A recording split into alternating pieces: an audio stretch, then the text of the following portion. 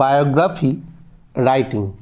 Biography একজনের জীবনী যখন অন্য কেউ লেখে তাকে বলা হয় বায়োগ্রাফি। বায়োগ্রাফি রাইটিং ক্লাস 5 থেকে ক্লাস 10 অবধি খুব ইম্পর্ট্যান্ট একটা টপিক। বাচ্চাদের জন্য খুব সহজ করে বায়োগ্রাফির ছক দিয়ে দিলাম। এই ছকে প্রথমেই কি, যে পার্সনের বায়োগ্রাফি লিখছো তার নাম আমি বড় হাতের লিখব। ক্লাস 5-এর ছেলেমেয়েরা ইন্ট্রোডাক্টরি প্যাসেজ লিখবে না, কিন্তু 7, 8, 9, 10 এরা লিখবে mother India has given birth of many great sons and daughters. এবার যার নামে লিখছো তার নাম লিখবে। Is such a great one among all the great men and women.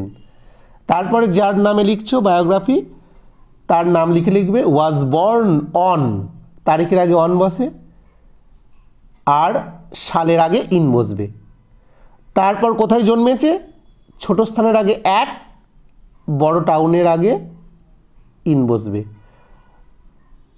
Parents name লিখবে, আর্লি এডুকেশন লিখবে, অকুপেশন লিখবে, আর শেষে কি কি পুরস্কার পেয়েছিল লেখার পর the great men took his অথবা হার লাস্ট ব্রেথ অন, তারিখ দেবে, ইন, সাল দেবে।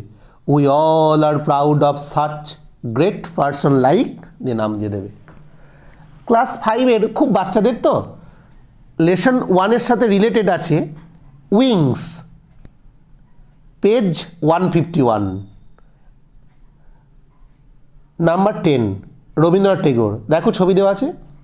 Rabindranath Tagore is a versatile poet. He was born on 7th May in 1861.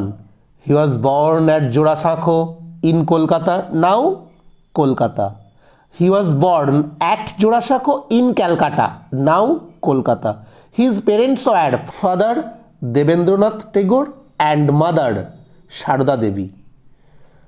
He wrote many poems, short stories, novels, plays and essays. He won the Nobel Prize in Literature in 1913. The great poet took his last breath on 7th August in 1941. 5 থেকে 10 অবধি সব ক্লাসের ছেলেমেয়েরা খুব সহজে ইংরাজিতে biography লিখতে পারবে। তার উদাহরণ দেওয়া রইল ক্লাস 5 উইংস, পেজ 151, অ্যাক্টিভিটি 10-এরটা। খুব ধরে ধরে এই ছকের মাধ্যমে যে কোনো গ্রেট পার্সনের বায়োগ্রাফি লিখতে পারবে। ওকে, গুড বাই, চেষ্টা করো।